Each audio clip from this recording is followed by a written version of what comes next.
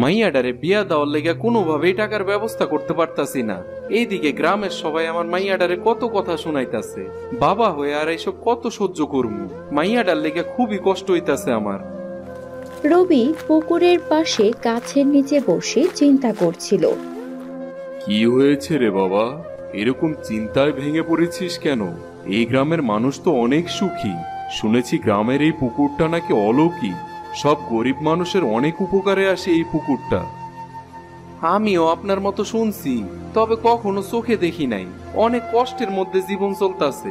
তাছাড়া আপনি এখন কই যাইতাছেন? আমাকে একটু জঙ্গলে যাওয়ার পথটা বলে দিতে পারবি?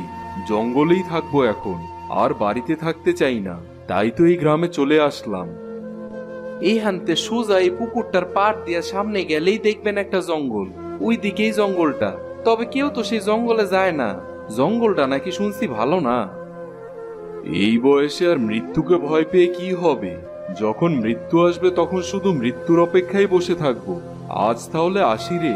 এই গ্রামে আমার অনেক কাজ বাকি আছে। চিন্তা করিস না, একদিন সব কিছু ঠিক হয়ে যাবে। লোকটারে মনে হইতাছে কোন জায়গায় জানে দেখছি। তবে মাইয়াডারে বাড়িতে গিয়ে কি কমু? বাবা হয়ে মাইয়াডার মুখে একটু হাসিও ফুটাইতে পারতাছি না। এই আমি কেমন বাপ হইলাম?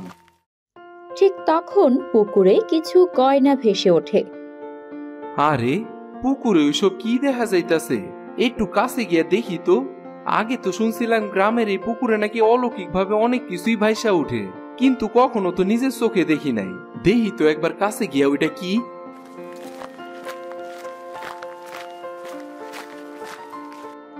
এইগুলিতে তো দেখতেছি স্বর্ণ অলংকার।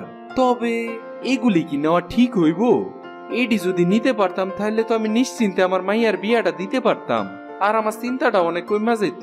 যাই, বাড়ির দিকে যাই, বউরে কইয়া দেখি বউ কি কয় শুনি।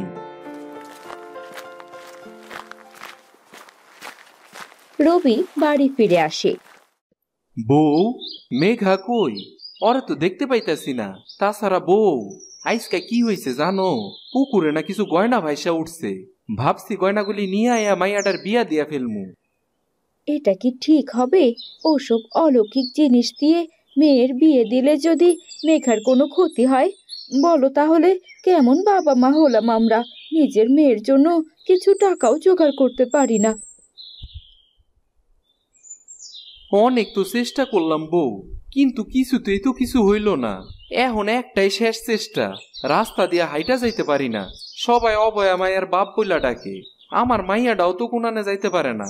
সবাই তারে অলক্ষী অবয়া ডাকে। মাইয়াটার অনেক কষ্ট গো। কষ্টে আমি আমার মাইয়ার দিকে তাকাইতে পারি না। সবকিছুই হয়েছে আমাদের জন্য। টাকার অভাবে মেয়েটার বিয়ে দিতে পারিনি। আজ যদি মেয়েটার বিয়ে হয়ে যেত তাহলে তোমাকে এতটা কষ্ট সহ্য করতে হতো না। আর আমাদের গ্রামের মানুষ অনেক অত্যাচারী, সবাইকে অত্যাচার করা শুরু করে দেয়। না মা, গ্রামের মানুষের কথায় আমার কোনো কিছু আসে যায় না। তোমরা আমাকে নিয়ে একদম চিন্তা করবে না বাবা, আমি একদম ঠিক আছি। তুই যে কেমন ঠিক আছোস সেটা আমি তোর মুখ দেখলেই বুঝতে পারি রে মা। আমি যে তোর বাপ হই। না বাবা, আমি কোনো মন খারাপ করিনি। তুমি আমাকে অনেক কষ্ট করে এতটুকু বড় করেছো। আমি তোমাদের আর কষ্ট দেখতে চাই না। ওর কথা রাখো, তুমি একবার মহেশ বাবুর সাথে কথা বলে দেখো তিনি কি পরামর্শ দেয়। যদি বলে যে পুকুরের গয়না নিয়ে আমরা আমাদের মেয়েকে বিয়ে দিতে পারবো, তাহলে তুমি মেয়েকে ওই গয়না দিয়েই বিয়ে দেবে। হ, তাই করি।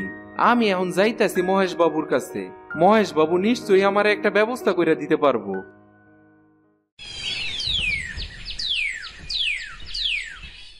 রবি মহেশ বাবুর বাড়িতে যায়। বাবু বাড়িতে আছেন নাকি? আপনার লগে একটা জরুরি কথা ছিল।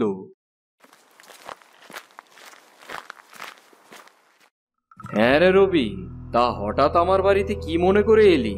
কি বলবি বলতো শুনি। আমার মাইয়াটার আমি টাকার লেগে বিয়া দিতে পারতাছি না। এর লেগে গ্রামের মানুষ আমারে গ্রাম ছাড়া করতে চাইছে। আপনি তো এর কোনো বিচারও করলেন না। এখন আমি আপনার লাগে অন্য ব্যাপারে কথা কইতে আইছি। প্রাপ্তবয়স্ক মেয়েকে বিয়ে দিতে পারছিস না, এতে আমার কি দোষ? গ্রামের মানুষের বিপক্ষে তো আর আমি যেতে পারবো না। সবাই যা বলবে আমাকে তাই শুনতে হবে। আমি আমগো গ্রামের পুকুরে কিছু গয়না ভাসতে দেখছি। আমি চাইছিলাম ওই গয়নাগুলি আমার মাইয়ার বিয়াতে দিমু। এতে আপনি কি কন? গয়নাগুলি দিয়া মাইয়ার বিয়া দেওয়া কি ঠিক হইব? গ্রামের ওই পুকুরটা আমার, আর ওই পুকুরের সব জিনিসই আমার। তাই তুই ওই পুকুর থেকে কোনো গয়নাই নিতে পারবি না।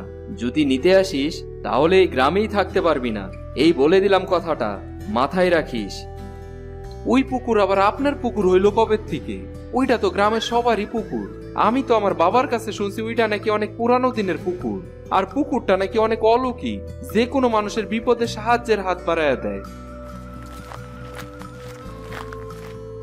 একদম আমার মুখে মুখে কথা বলবি না বলে দিচ্ছি। এই গ্রামের মাথা এখন আমি, তাই এই পুকুর আমার। আমার সামনে এই গ্রামের কেউই মাথা তুলে দাঁড়াতে পারে না।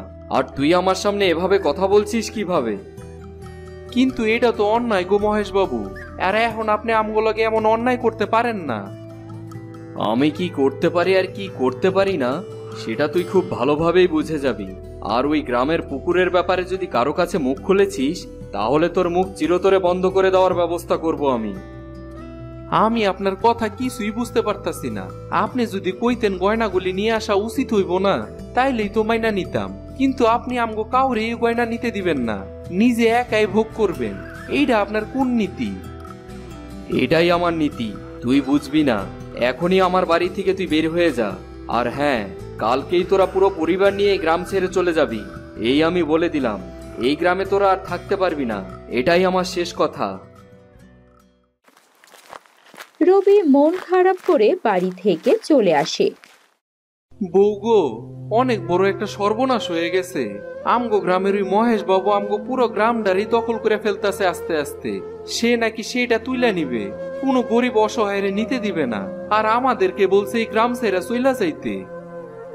এটা তো উনি ঠিক করছেন না। মহেশ বাবু এত নীচ লোক, এটা তো আমি কখনোই জানতাম না। আমি আর এই গ্রামে থাকতে চাই না মা। চলো আমরা এই গ্রাম ছেড়ে চলে যাই।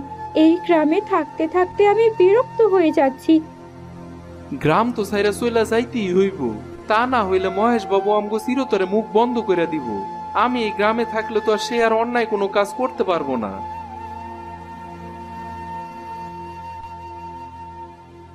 ঠিক আছে, আমি সব গুছিয়ে নিচ্ছি। কালকেই আমরা এই গ্রাম ছেড়ে চলে যাব। তবে তিনি তো এখন আরো বেশি অন্যায় করার সুযোগ পাবেন। গ্রামের সবার পুকুর এখন ওনার পুকুর হয়ে গেছে। গ্রামের মানুষ অনেক অসহায় হয়ে গেছে। লোকটা আমগো গ্রামের সব সর্বনাশ করে ফেললো।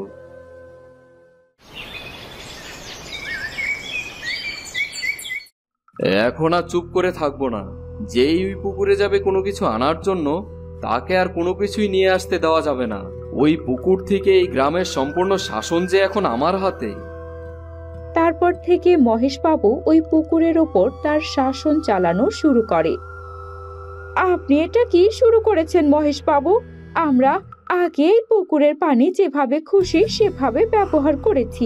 এখন আপনি কি না আমাদেরকে পানি নিতে দিচ্ছেন না? হ্যাঁ, একদম বেশি কথা বলতে আসবি না আমার সামনে। তুই কে রে?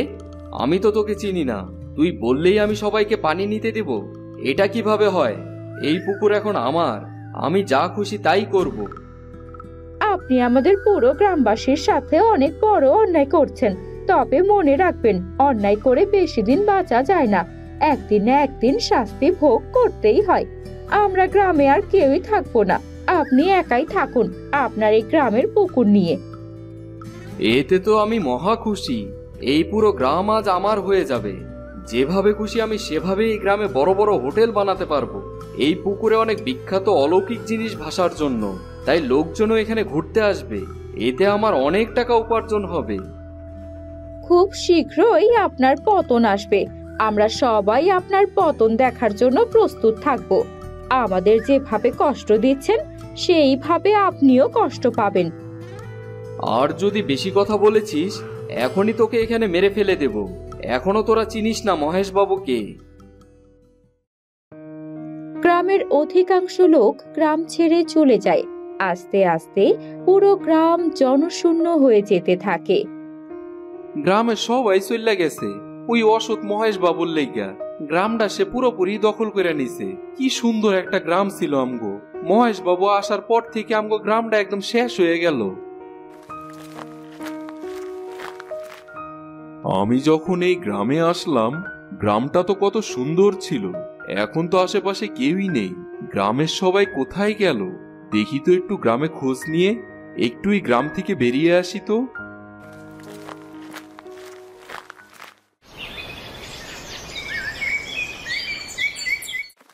কিছুদিন পর সাধুর সাথে রবির দেখা হয়। সাধু বাবা যে, আপনি জঙ্গল ছেড়ে চলে আসলেন কেন? আর তাছাড়া এই গ্রামে তো এখন আর মানুষ থাকে না। এটা কি হলো? হঠাৎ গ্রামের সবাই কোথায় চলে গেল? সবকিছু নিশ্চয়ই মহেশ বাবুর জন্য হয়েছে। হ সাধু বাবা, আপনি এসব কি কইরা জানলেন? মহেশ বাবু আমগো গ্রামের পুকুরটা নিজের কইরা নিছে। আসলে আমি কোনো সাধু না, আমি এই গ্রামেরই লোক। মহেশ বাবু আমাকে গ্রাম ছাড়া করেছে। ভেবেছিলাম জঙ্গলে থাকবো, কিন্তু তাও তো হলো না। সবাই যদি গ্রাম ছেড়ে দেয় তাহলে কি আর হবে? গ্রামের পুকুরটা ওই মহেশের হাত থেকে ফিরিয়ে আনতেই হবে। চলো, গ্রামের সবাই চলো। আর মহেশ বাবুর অন্যায় সহ্য করা যাবে না।